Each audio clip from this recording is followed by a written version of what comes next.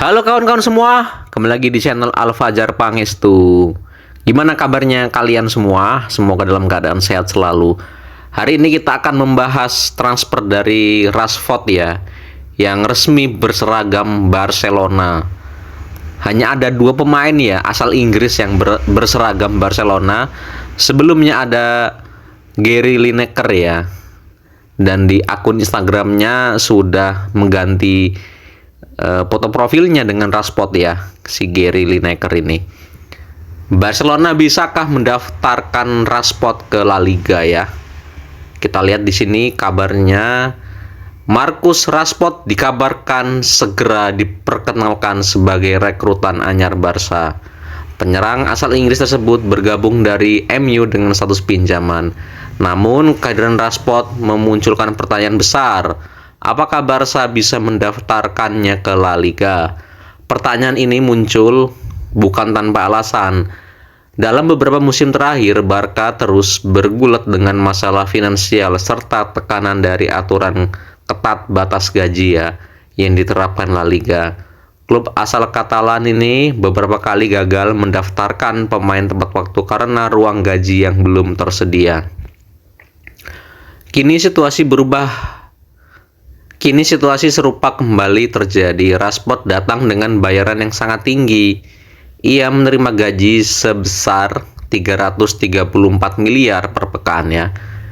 Per musim. Jika angka tersebut berlaku, Rashford akan menjadi pemain dengan gaji tertinggi kedua, melewati Frenkie de Jong ya. Namun laporan beredar menyebutkan bahwa Rashford memahami kondisi keuangan ya Barcelona dan telah menyetujui pemangkasan gaji 15% dari nilai kontraknya ya. Dengan pemotongan ini, Rashford akan menerima sekitar 265,44 miliar ya selama semusim ya. Barca tentu harus melakukan kalkulasi yang cermat. Meski kedatangan Rashford dan perpanjangan kontrak sejumlah pemain muda seperti Yamal dipastikan akan meningkatkan total beban gaji musim depan, klub juga telah mengambil langkah penghematan. Salah satu keputusan penting adalah melepas Ansu Fati. Pemain yang musim lalu dipinjamkan ke Brighton kini dilepas ke Monaco ya. Kondisi ini menjadi krusial karena secara nilai Rashford dapat mengisi slot gaji yang ditinggalkan Ansu, baik dari sisi kontribusi di lapangan maupun dari beban finansial. Selain Fati, bek tengah asal Denmark ya, Christensen juga dikabarkan akan meninggalkan klub. Christensen menerima gaji 9 juta euro per musim. Jika transfer ini terrealisasi, ruang dan struktur gaji Barcelona akan semakin longgar. Memanfaatkan celah dari cedera Ter Stegen. Ada faktor tambahan yang bisa menguntungkan Barcelona, yakni cedera panjang yang dialami Ter Stegen. Kiper utama Blaugrana itu diperkirakan absen cukup lama untuk musim 2025-2026. Padahal gaji Ter Stegen tergolong besar, yakni sekitar 16 juta per musim. Barcelona dapat memanfaatkan regulasi khusus La Liga yang mengizinkan klub mendaftarkan pemain pengganti sementara untuk pemain yang mengalami cedera panjang. Dalam skema ini, klub bisa menggunakan hingga 80% dari gaji pemain yang cedera untuk mendaftarkan pemain baru.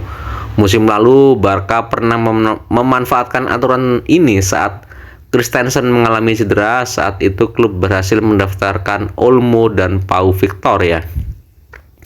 Dengan asumsi Barcelona kembali menerapkan strategi yang sama, Rashford berpeluang didaftarkan melalui kombinasi slot gaji yang ditinggalkan Ansu Fati dan alokasi dari cedera Ter Stegen.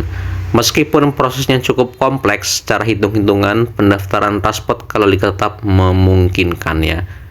Nah, jadi itu berita dari Rashford ya. Memang Barcelona ini setelah pergantian presiden ya, yang sebelumnya memang keuangannya hancur lah ya. Karena banyak hutang sana sini, kemudian Laporta memimpin kembali, kemudian sekarang dikembalikan lagi keuangannya yang sempat terpuruk menjadi sehat ya. Semoga bisa terus berkembang lah Barcelona ya, tidak terpuruk secara finansial ya. Terlepas dari itu, Walaupun Barca mengalami masalah keuangan, pemain-pemain kelas dunia ini tetap ingin bermain untuk Barcelona.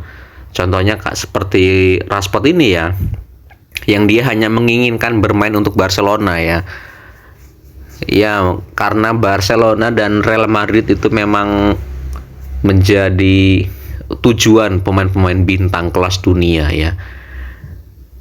Ya, ini sudah pastilah ini ya, Rashford ke Barcelona ya. Ya rela menurunkan gajinya ya, gaji yang sangat tinggi di MU, kemudian rela memangkas gajinya ya. Kita akan melihat Rashford bermain bersama Yamal ya. Wow, apakah Rashford akan bermain di posisi kanan kiri ya? Kita akan melihat dan tunggu. Dan Rashford juga mengalami masalah dalam penurunan karirnya ya. Setelah di MU dia mengalami masa-masa jaya, kemudian turun, dipinjamkan ke Aston Villa ya. Mampukah Hans Flick ya? Hans Flick akan menemukan kembali ketajamannya seperti Raphinha, kemudian Frank De Jong ya, yang berhasil ditemukan kembali untuk permainan yang lebih baik lagi ya. Oke, buat kalian semua, terima kasih telah menyaksikan video ini ya. Tetap dukung channel ini untuk lebih baik, lebih maju ke depannya. Kita akan kembali di video yang akan datang. Saya Fajar Pangestu, terima kasih semuanya. Jangan lupa di like, komen, dan subscribe kawan-kawan.